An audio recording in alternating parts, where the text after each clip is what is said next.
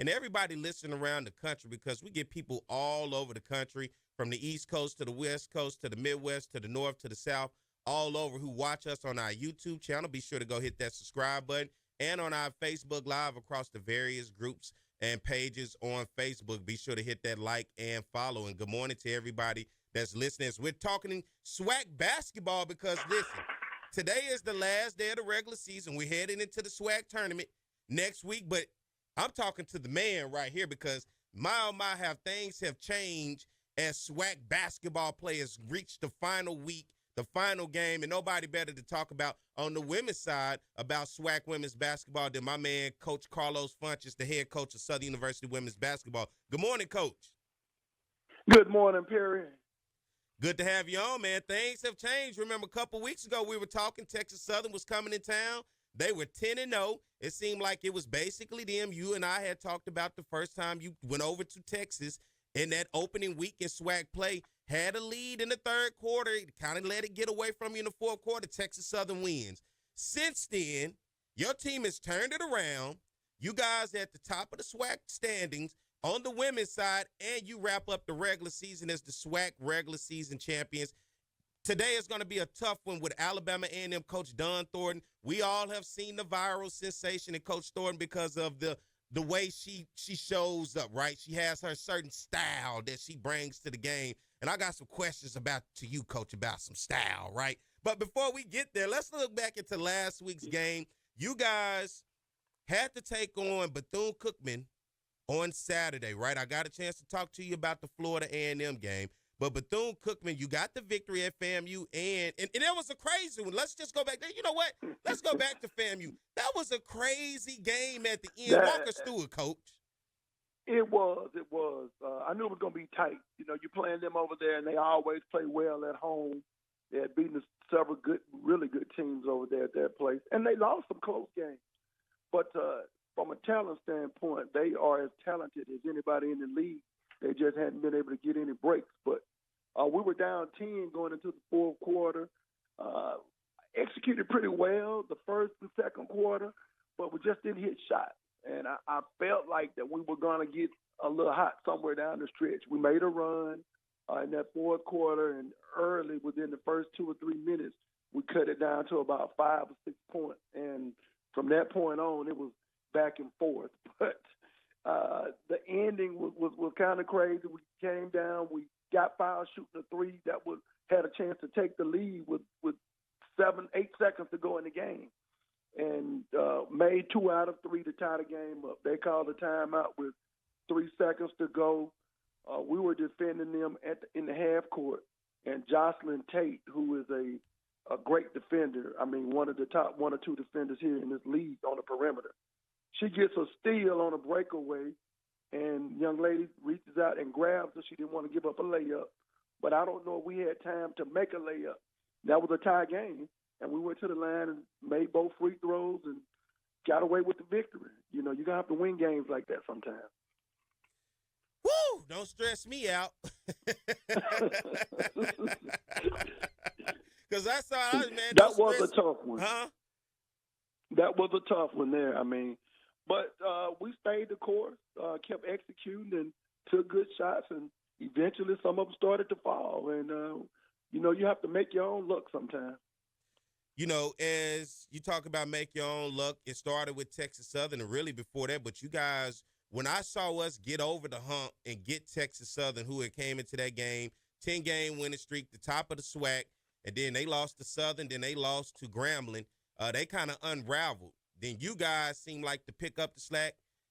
You took it on and carried it all the way through the end, right? Now we're talking, you had an opportunity to take on Bethune-Cookman. You went to Daytona. You got a 62-54 victory over Bethune-Cookman. We look back at that ball game. You guys shot 19 of 45 for 42%, 5 of 19 from the three-point line, Coach, shooting 26%, and 19 of 26 from the free throw line, shooting 73%.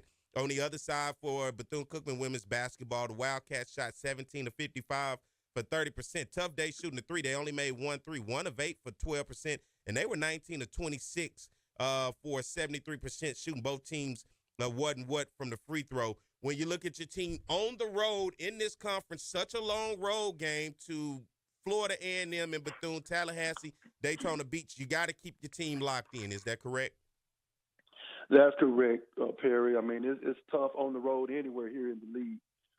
So when you go in, you have to be mentally prepared and have to execute, again, on both ends of the court. That's what it comes down to, doing the little things correctly and making your free throws and trying to keep them off the free throw line. So, you know, you want to keep that momentum going like we did on the road, winning 2 games. So roll right back in here at home and got a good win Thursday against Bama State. So hopefully we can keep it going today. Big win against Bama State, 61-38 in that ball game. You guys shot 24-55 for 43%, 4-15 from the three-point line, shooting 26%, and 9-15 from the free throw line, shooting 60%. On the other side for Alabama State, 11 of 42 shooting on the day for 26%, 4 of 10 from the three-point line for 40%, and 12 of 16 from the free throw line, shooting 75%. As you come down the stretch, you know, you get the accolades. How do you keep the team still locked in, even knowing that you have the accolades to follow? Well, we kind of divide our season into 3 different parts. The pre-conference, before we start the league, we're trying to get better, looking at different combinations and things like that. When we hit that conference, of course, we pretty much have our rotations down and see who plays well with each other and what lineups we need to put in at what time. So, you know, continue to try to build and get better and keep executing on both ends of the court.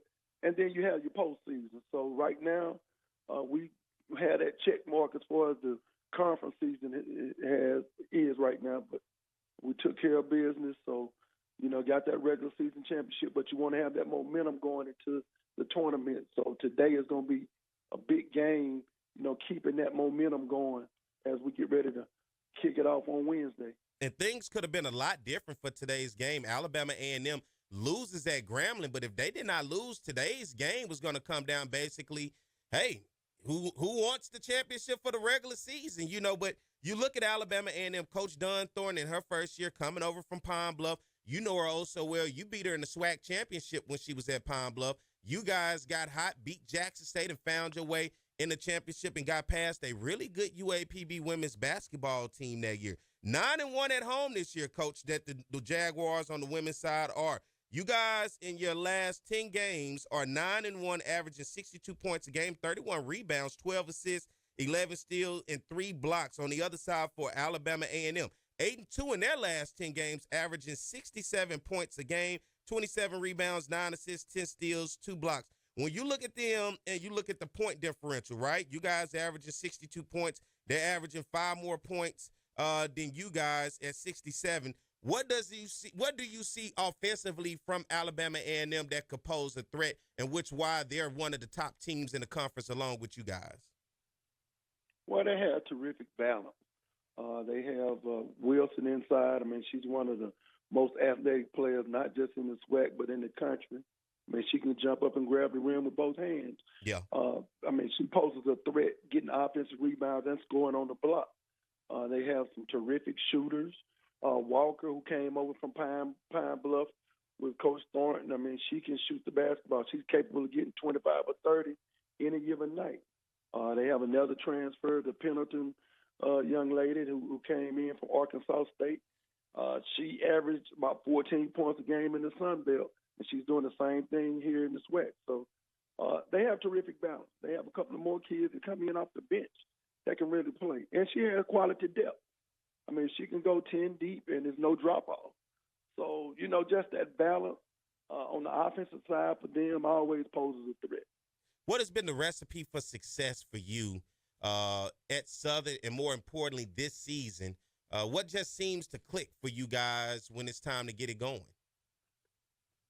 Well, you just try to continue to get better each and every game going down the stretch. You look at what you didn't do well, and you go back and try to correct those mistakes. Sometimes it might be putting in a different drill, you know, just to help us with certain aspects of the game. But, again, it's all the little things that helps you develop into be a champion.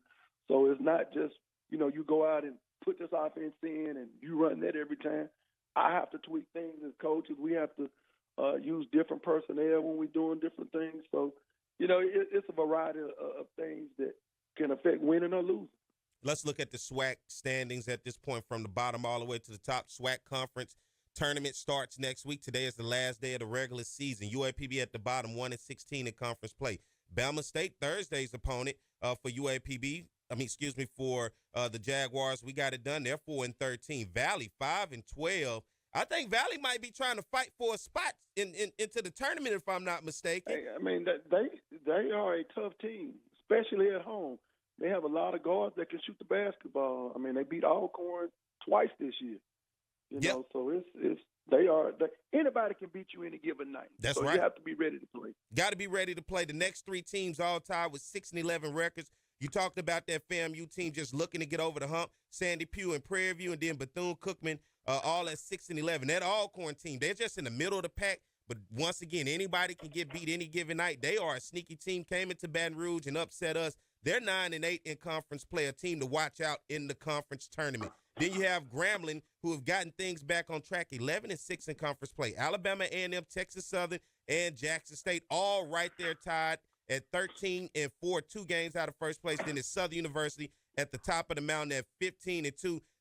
Big matchup today between Southern, Alabama A&M. I'm telling you, if you want to see some great women's basketball, you want to show up today. When you look, and this is what I'm going to end it with, Coach, the fashion statement, right? I know, you're a little different, right? Because you're more cool than you worried about the style. Coach Don Thornton, all about the style. You going to break out anything out the closet on us today, Coach?